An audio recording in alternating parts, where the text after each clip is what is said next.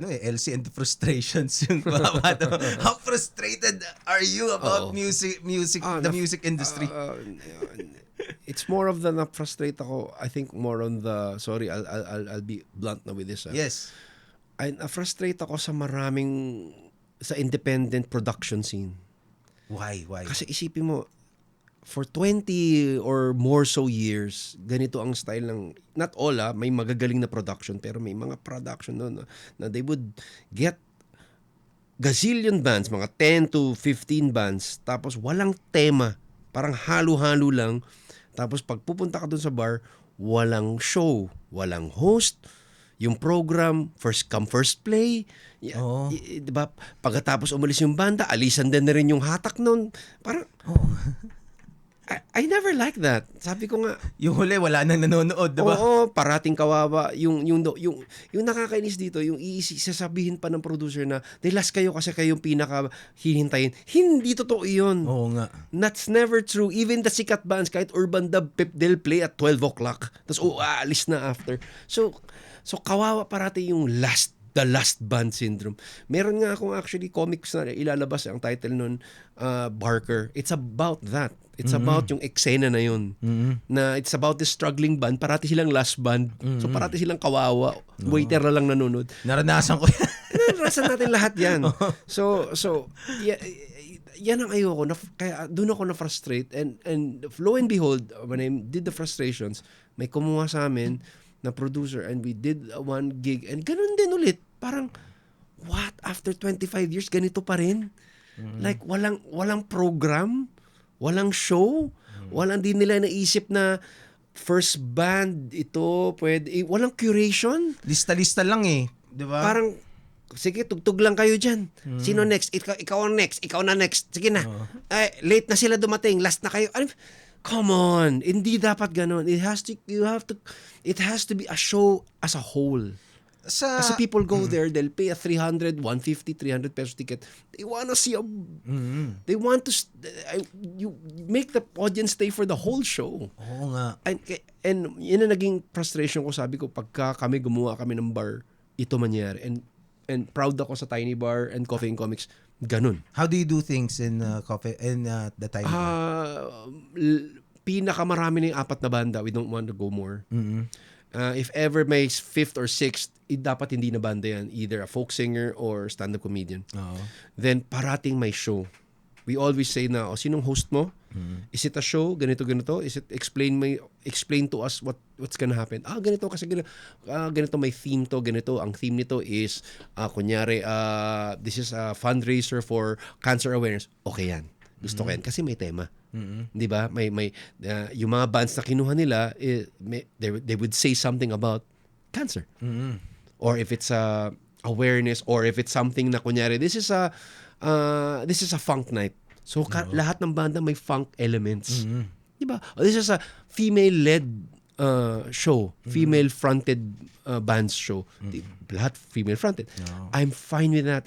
Tapos may host, may program, may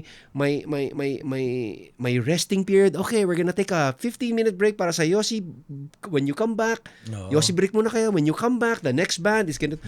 Di ba? Malinis. Hindi yung parang... My God, may mga producer talaga. Kukuha ka maraming banda. Sige, tumugtog lang kayo dyan. Tugtog. Tapos mamaya wala na nga yung producer Nanga 1 o'clock ng umaga, wala na yung producer. Sino next band? Ito yung next band. Nasa waiter na yung listahan. Oh my God. Dapat bawal na yan. Yung Yossi break, magandang yun Magandang idea yun We always have breaks. Kasi sometimes pag tutugtog ka na, tapos Dire-diretso, mag-aalisan yung iba kasi hindi pa sila uuwi, pero magbe-break lang sila, di ba? That's what we do because we prioritize as a show. In our place, we want it as a show na parang pupasok ka doon, ito pa nga malupit wala kaming entrance.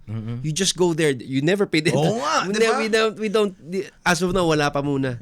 Yun yung isang one thing that's very, kumbaga parang very notable dun sa Tiny Bar is meron silang pass the hat system dun tips. Na parang sige, pay what you can, 'di ba? Tips. Magtitip ka lang kung anong kaya. And you'll be surprised, sometimes we get a lot, we get that bucket full na minsan Pag nag-entrance ka, tatalunin pa ng tips.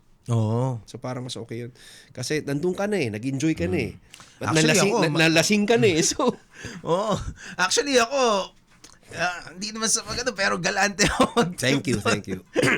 Ako, yun lang yung pinaka-frustration ko with the scene, no, ng music scene, na parang, stop doing all these productions pag wala kayong show. Even the bigger ones, ganun din ba? Kasi I never played. I don't know. Mga big ones usually may program yan. Maganda na yung nakalatag na yan. Actually, parang ngayon ko lang na-realize to, no, na parang yung mga gigs kasi, parang you treat it as one full show, hindi lang It yung should isang, be. 'di ba? It should Kasi be. parang nanood ka ng sine. Kumbaga, Exactly. hindi pa tapos yung pelikula, Yep. alis ka na, 'di ba? Yep. Hindi ka naman manonood ng isang part ng pelikula, sa alis ka na, di ba? Oo, 'di ba? It should be treated that way. Oo nga. It should be like a play. Tatapusin mo yung everything. Ako, yan ang pinaka-grepo. And stand-up comedians do it well. May show sila. Mas organized sila in that regard versus yung tayo, yung mga independent production ng Churva. Oo. Yan, kaya I guess ginagawa namin to sa Tiny Bar in a way para makita rin nila na parang ito dapat to. Oo. This is how it should be. If you still want to do your production, bahala ka na dyan.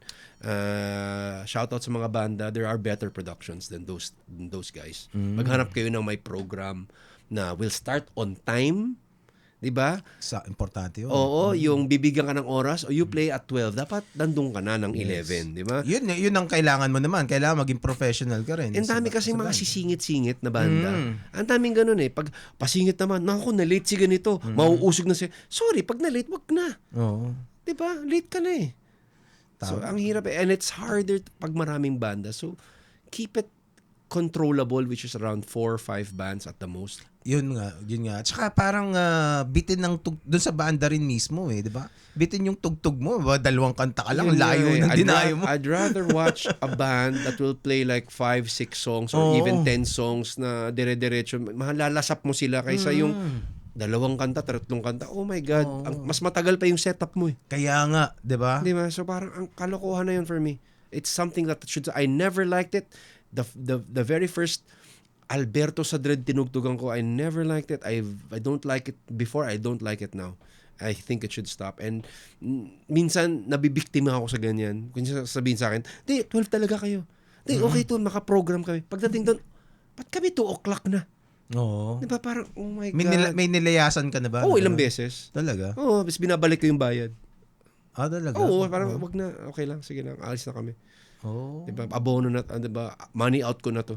Diba? Kasi syempre gumastos ka ng gasolina, diba? Nag-practice kayo, uminom ka na, binilibre mo na yung mga kabanda mo, diba? Oo nga, no? So these are things that I don't know. It's Anong nagiging reaction nung kasi problema na yan nung na-interview ko si Scarlett, parang ganun na rin siya. Oo. Diba? Nag-away Same nga. sentiments. Nag-away na nga sila nung naway niya na nga daw yung Wolfgang dati dahil nangingit diba? ng Wolfgang. Kasi hindi kasalanan, I don't think kasalanan ng Wolf, kasalanan ng producer yun. Oo, ganun. Dapat naging on time sila. They started on time, di ba? They kept to the program.